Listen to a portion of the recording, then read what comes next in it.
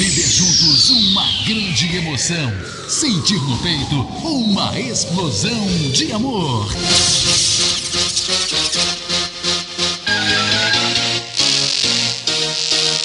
Está entrando no ar, na Catedral FM. Deus é 10. Com o Padre Jojão.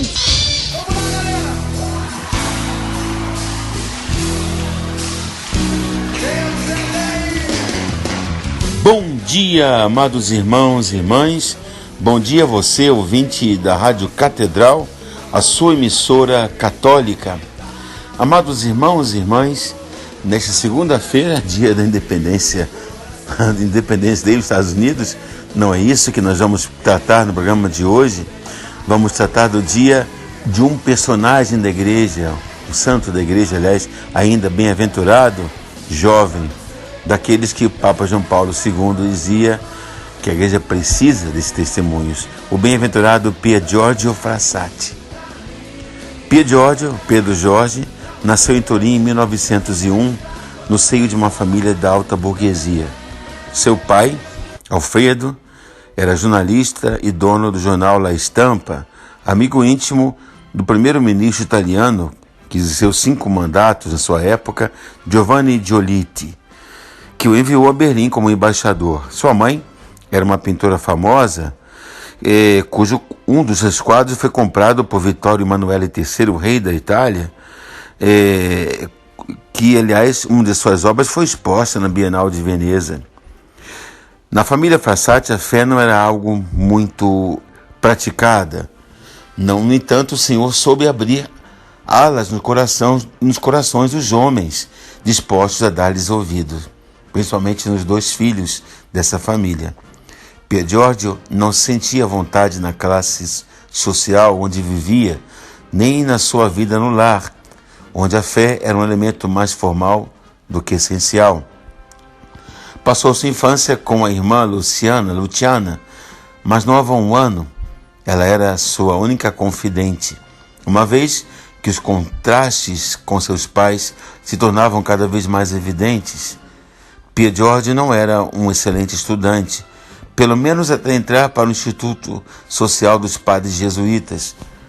Ao se formar, passou a estudar engenharia mecânica com especialização em mineração, para seguir de perto os trabalhadores das minas, que na época eram considerados os mais explorados, Infelizmente não conseguiu concluir seu curso de graduação em vida, mas em 2002 foi-lhe concedido o título de doutor honoris causa. Sua prioridade não eram os estudos, mas a oração, a Eucaristia e a caridade. Por isso o jovem preferiu ficar em casa junto com a família, mas os contrastes unilaterais com o pai tardaram. Seu pai Alfredo, um homem inútil, dizendo que andava à toa pelas ruas da cidade, frequentando pessoas que não estavam à sua altura. Por sua vez, sem que ele o soubesse, Pier Giorgio era uma pessoa sempre sorridente, aceitava as repreensões de modo sereno, como uma eterna criança. Assim se comportava com o próximo necessitado, apesar de não agir da mesma forma com os jovens de sua classe social.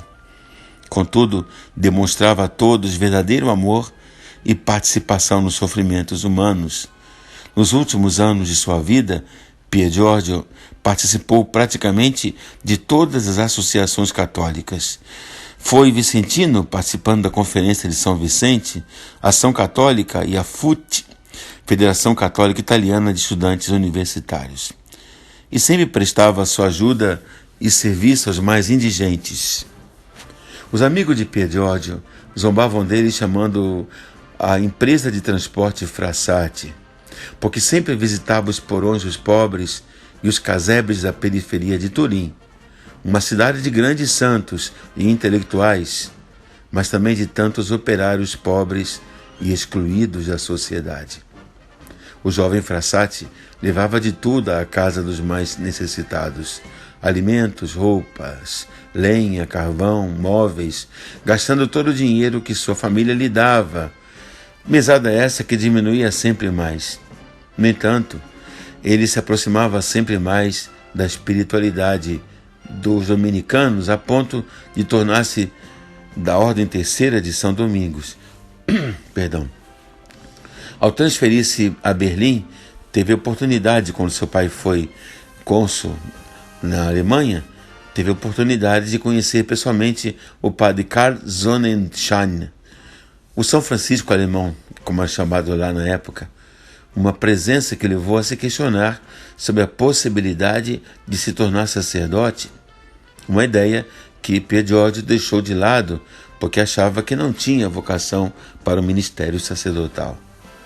Contudo, o jovem continuava a ser feliz, deixava as ocasiões mundanas para ir à missa, ao invés da companhia dos jovens burgueses, preferia estar com os pobres, que saciava sua sede de viver o Evangelho.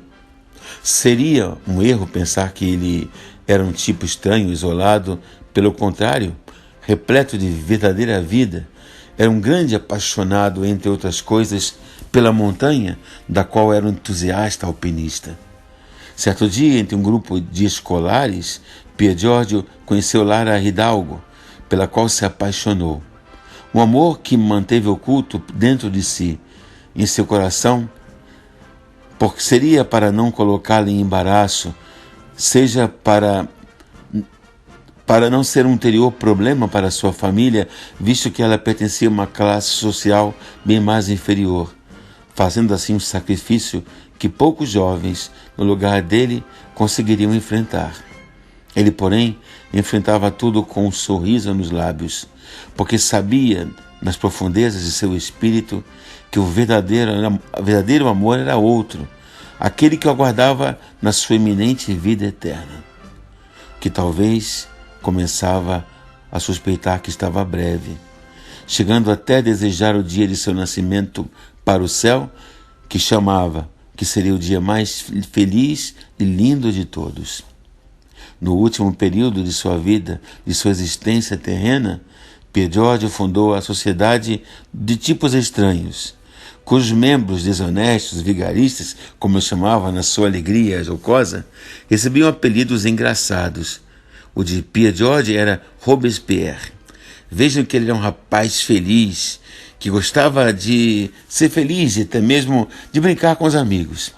Esses tipos faziam excursões, contavam piadas, mas acima de tudo aspiravam a amizade mais profunda, fundada no vínculo sagrado da oração e da fé. Era uma verdadeira amizade cristã, em certos aspectos profética, para a maioria das associatividades leigas da igreja que haveria de vir. No dia 30 de junho de 1925, toda a família Frassati estava preocupada com a saúde da avó, Dona Linda, que veio a falecer no dia seguinte, 1º de julho. Assim ninguém percebeu que Pier Giorgio sentia uma profunda dor de cabeça a ponto de não querer se alimentar. Precisamente ele, que era sempre tão bonito e saudável. No entanto, sua família percebeu isso somente no dia do enterro da avó, porque o rapaz nem conseguia levantar-se da cama. Mas já era tarde. Foi acometido por uma meningite fulminante que ceifou a sua vida a 4 de julho de 1925, naquele mesmo ano, com apenas 24 anos de idade. Milhares de pessoas participaram das suas exéquias, sobretudo os pobres de Turim. Encontraram-se ali a fina nata da sociedade e os mais pobres da cidade. Aqueles pobres que ele havia ajudado ou até mesmo apenas tocado com sua vida repleta de Deus. Não reconheço meu filho, murmurou o pai, impressionado com a multidão presente. Assim a tristeza se tornou ainda mais dolorosa. Seu pai, Alfredo Frassati, estava inconsolável por compreender somente quem era o seu filho no momento em que o perdera para sempre. Seu coração estava arrasado porque Pier Giorgio havia deixado um grande vazio, um silêncio ensurdecedor. Entretanto, Alfredo não teve medo de enfrentar o sofrimento. Deixou-se escavar profundamente pela dor e aos poucos aquele vazio foi preenchido pela luz e pela palavra de Deus. Desta forma o pai se aproximou da fé, que amadureceu no fim da sua vida. Faleceu no ano de 1961, provocando-lhe uma conversão poderosa e maravilhosa que muitos consideraram, talvez, com razão, o primeiro milagre de Pio Giorgio. Senhor Jesus, dá-nos a coragem de voar alto, fugir da tentação da mediocridade e da banalidade. Tornai-nos capazes, como Pio Giorgio, de aspirar às coisas mais nobres, com tenacidade e constância, e acolher com alegria o vosso convite à santidade. Livrai-nos do medo de não conseguir ou da falsa modéstia de não ser chamados por vós. Concedei-nos a graça que vos pedimos por intercessão de Pio Giorgio e a força para continuar com fidelidade no caminho que conduz verdadeiramente ao alto. Por Cristo nosso Senhor. Amém. Vamos começar hoje o curso de canto pastoral na Biblioteca Estadual, ali do lado da Igreja de São Jorge, na Praça Campo de Santana. Você é convidado, ainda há tempo de participar. Começamos hoje às 9 horas, com missa inaugural de Dom Orani às 10 horas. O Senhor esteja convosco. Ele está no meio de nós. Pela intercessão do bem-aventurado Pio Giorgio Frassati, abençoe-vos Deus Todo-Poderoso, Pai, Filho e Espírito Santo. E até amanhã, se Deus quiser, fiquemos na paz de nosso Deus, que é Deus. Catedral FM apresentou Deus é 10. Com Padre Jorjão, Deus é 10.